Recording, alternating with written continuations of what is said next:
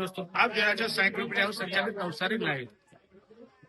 દિલ્હીના જંતર મંતરથી શરૂ થયેલું કોક્રોચ પાર્ટીનું આંદોલન ધીમે ધીમે હિંસક બન્યું અને 20 તારીખે ભારતના ઇતિહાસમાં દુઃખદ ઘટના બની. નિર્દોષ યુવાનો પર લાઠીચાર્જ કરવામાં આવ્યો, સામે આક્ષેપો પણ લગાવવામાં આવ્યા કે યુવાનોએ પોલીસ પર હુમલો કર્યો હતો. પરંતુ સવાલ એ હતો કે પોલીસ અને યુવાનોના જે સંઘર્ષ થયું એ પહેલા 20 દિવસથી આ યુવાનો એ ભારતના જ યુવાનો હતા, એ ભારતના ક્યાંક તમારી સિસ્ટમથી દુઃખી થયેલા યુવાનો હતા, ત્યાં મોરચો માંડીને બેઠા હતા. ત્યારે સરકારી અને સરકારના અધિકારીઓ અને સરકારના નેતાઓ મંત્રીઓને એમને મળવા જવાનો, એમને પૂછવા જવાનો ટાઈમ ન હતો. જ્યારે આંદોલન ઉગ્ર બન્યું, દેખાયું કે આખો દેશ હવે આ સમગ્ર વિરોધના પ્રક્રિયામાં જોડાવા માંડ્યો છે. વગર બોલાવે લાખો યુવાનો જયારે દિલ્હી પહોંચ્યા ત્યારે સરકારના પાયા પણ હચમચી ગયા અને પછી શરૂ થયો વાર્તાનો દોર. પરંતુ હવે કદાચ મોડું થયું હોય, યુવાનો સમજી ગયા છે કે સરકાર અમારા માટે જયારે અમે એકજૂથ થઈએ તો જ અવાજ ઉઠાવે છે. જો એકલ દોકલ અમે માંગણી કરીશું તો અમને દબાવશે. અને એ ભાવ સાથે માત્ર હવે જંતર મંતર નહીં પરંતુ સમગ્ર દેશમાં આ આંદોલન વ્યાપ્યું છે. આમ તો આંદોલન ના કહેવાય, પણ પોતાના હક માટે, પોતાની માંગણીઓ માટે, પોતાના વિચારો રજૂ કરવા માટેની એક જગ્યા માંગવામાં આવે છે કે અમારે પણ કંઈ કહેવું છે. અને એ આંદોલન આખા દેશમાં પ્રવર્ત્યું છે. ત્યારે એ આંદોલન નવસારીમાં પણ પ્રવેશ્યું છે. નવસારી ખાતે પણ આજે કેટલાક, આમ તો કહી શકાય કે નવસારીમાં અનેક યુવાનો છે, અનેક સંગઠનો છે, વિદ્યાર્થી સંગઠનો પણ બહુ છે. બહુ જયારે કોઈ વાત આવે ત્યારે વિદ્યાર્થી સંગઠનો પણ નીકળી પડતા હોય છે. એમાં એબીવીપી હોય, NSUI હોય કે વિદ્યાર્થી દળ હોય. ત્યારે આજે જયારે વિદ્યાર્થીઓના પ્રશ્નો છે, આજે જયારે યુવાનોના પ્રશ્નો છે, ત્યારે કેટલાક જ યુવાનો, પરંતુ વરસતા વરસાદમાં સંઘર્ષની સામે પણ આ યુવાનો આજે કલેક્ટર કચેરી વિજલપુરથી નીકળી કલેક્ટર કચેરી પહોંચ્યા હતા અને કલેક્ટરને આજે આવેદન આપ્યું હતું. કલેક્ટરને રજૂઆત કરી હતી, પોતાની માંગણી, પોતાની વાતની યાદ કરી હતી.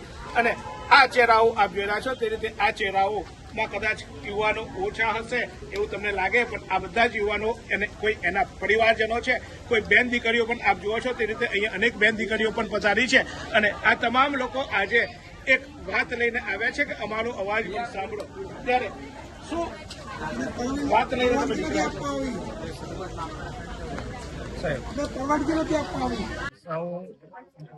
દલિત સમાજનો આગેવાન છું, ભારતીય ભાજપમાં હું કાર્યકર્તા છું દલિત સમાજનો. જો ધર્મેન્દ્ર છે એ અમારી પાર્ટીનો જ માણસ છે. આજે સ્કૂલના પોયરા લોકોને દિલ્હીના અંદરમાં 15-15, 16 વર્ષ પોયરાને, ઉંમરવાળા છોકરાને લાઠી કાઠીથી મારે છે. એ લોકો એટલો બધો માર મારે છે કે તમે જોઈને આપણને એમ રી ચડે છે. જો પાર્ટીના ધર્મેન્દ્ર, જો પાર્ટીમાં બીજેપીનો માણસ છે, એના જો ઉપર અધિકાર માણસ છે, મોદી છે, એના જે હોય, અમિત શાહ છે, જે બી એના ઉપર અધિકાર હોય તો એ લોકો એના પર એનું રાજીનામું લો, પાર્ટીમાં લો. હું બી બીજેપીનો કાર્યકર્તા છું, પણ આ લોકોને એટલા બધા ગરીબ માણસને અત્યાચાર કરે છે, એટલા બધા મારપીટ કરે છે. તો એના માટે ઉપરની જો સરકાર છે, ઉપરની સરકારે આ લોકો જરા દબાણ આપવું જોઈએ. આ લોકોને દબાણ નથી આપતા. આજે આ દબાણ, આજે 20 વર્ષથી એ માણસ ઉપવાસ પર છે, પણ એને કઈ જોતા નથી. એને બી ઉચકીને લઈ ગયા. એનો ખાવાનું નહીં, એને પેટમાં કઈ અનાજ પાણી લૂસ માણસ, તો બી એને ઉચકીને પોલીસ વાળા ઉચકીને લઈ ગયા દિલ્હીના અંદર. તમે બી જોયો હોય સાહેબ.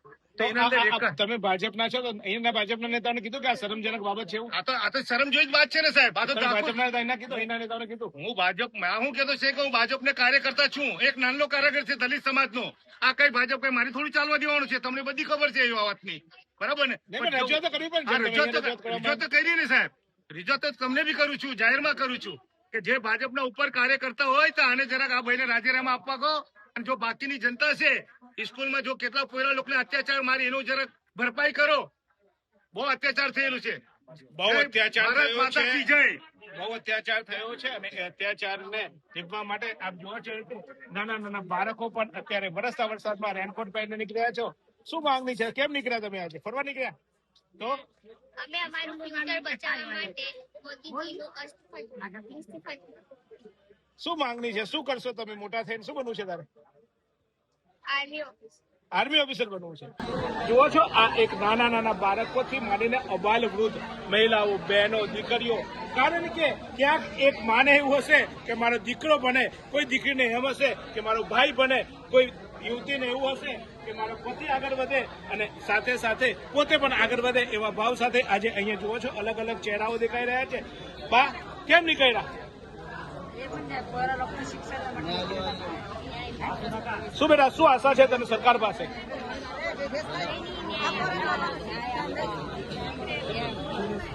તો ન્યાય મળવો જોઈએ. યુવાનો આપ અલગ અલગ વિસ્તારના અલગ અલગ લોકો આજે નીકળ્યા છે. આંબેડકરજીની તસવીર, કારણ કે બંધારણના ઘડવૈયા આંબેડકરજી છે. આંબેડકરની ગઢવી લઈને તસવીર લઈને પોતે પોતાના માટે નહીં પરંતુ સમાજ માટે, પોતાના વ્યક્તિ માટે નહીં પરંતુ સમાજમાં આવા અત્યાચાર કરનારાઓ સામે અવાજ ઉઠાવવા માટે આજે નીકળ્યા છે. અને બધાનો એક જ નારો છે કે બસ બહુ થયું, અમને શિક્ષણ સારું આપો, અમને સારો વિકલ્પ આપો અને સારી સુવિધા આપો. શું માંગણી છે તમારી? માંગણી હવે એમ જ છે કે હવે હક માંગવાથી મળતો નથી, હવે એને છીનવા પડશે. એટલે 2 એપ્રિલ અને 1984માં જ્યારે ભગતસિંહે એસેમ્બલીમાં બોમ્બ ફેંકેલો હતો, હવે એવી પરિસ્થિતિ છે. હવે અમારા બધામાંથી કોઈ ભગતસિંહ બનશે ને ત્યારે જ દેશનો કોઈ ઉદ્ધાર થશે, એના સિવાય ઉદ્ધાર થવાનો નથી.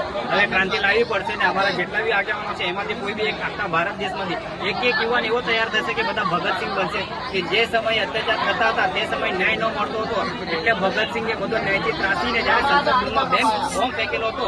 હવે ત્યારે તો અંગ્રેજો હતા, હવે તો આપણા ભારતીયો છે. હવે તો બીજેપી જે અંગ્રેજ બની ગઈ છે ને, હવે તો અંગ્રેજનો જમાનો આવી ગયો છે. બીજેપી જે છે તે અંગ્રેજ જ બની ગઈ છે. એવી અમારી માંગણી છે કે આ બીજેપી સત્તામાંથી જાય અને પરિવર્તન આવે. કેમ કે હવે સત્તામાં બેઠેલા નરેન્દ્ર મોદી કે હવે સત્તામાં બેસેલા છે તો આપણે ન્યાયની માંગ અને study, qualification, well educated, reputation અને આપણી બધી જે ઇક્વાલિટી છે, ડેમોક્રેસી છે, આપણે જે એ વસ્તુ એમને કઈ નોલેજ જ નથી તો એ વ્યક્તિ હું ઉદ્ધાર કરશે ભારત દેશનો? તો અમે તો વિચારમાં પડી ગયા છે. ચોક્કસ વડાપ્રધાન છે ને વડાપ્રધાન માટે આપણે આવા શબ્દો લેવા પડીએ કે એટલે તમારા આ શબ્દોને હું ચોક્કસ ખંડિત કરું છું. કારણ કે ભલે એક હોદ્દો હોય એ હોદ્દાને આપણે પણ શબ્દોની મર્યાદા રાખવી જોઈએ. શબ્દોની મર્યાદાથી જ આપણે રજૂઆત કરવી જોઈએ. ત્યારે બેટા શું માંગ છે તારી? અમારી માંગ છે કે ત્યાં સોનમ વાંગચુક સર અમારા માટે હંગર સ્ટ્રાઇક પર ઉતરેલા છે તો અમને ન્યાય મળવો જોઈએ. હું પણ સાયન્સ સ્ટુડન્ટ છું અને આવતા વર્ષે હું પણ નીટ ને JEE જેવી એક્ઝામ આપવાની છું. તો એ પેપર દર વર્ષે લીક થાય એવું તો ન ચાલે. તેથી અમે ધર્મેન્દ્ર પ્રધાનજીનો ઇસ્તીફો અમને જોઈતો છે. એ જ અમારી સૌથી મોટી માંગ છે. બેન હવે આજે તો વડાપ્રધાન મોદી એવું કીધું કે અમે પેપર લીક નહીં થવા દઈએ, બધું લીક થશે, પેપર લીક નહીં થશે. એ તો બધું દર વર્ષે બોલતા છે પણ કોઈ એક્શન નથી લેતા. તો છોકરીઓ પર લાઠીચાર્જ કરવામાં આવ્યો જે મેલ પોલીસ ઓફિસર્સે કર્યો છે એવો તો કોઈ ન્યાય નથી ને. એક્ટ 34 ના આપણે જે છે એમાં એવું કીધેલું છે કે આપણે ડાયરેક્ટ મોટી કોર્ટ પર આપણે અરજી આપી શકીએ છીએ. તો અમારી અરજી માનવી જોઈએ એમણે.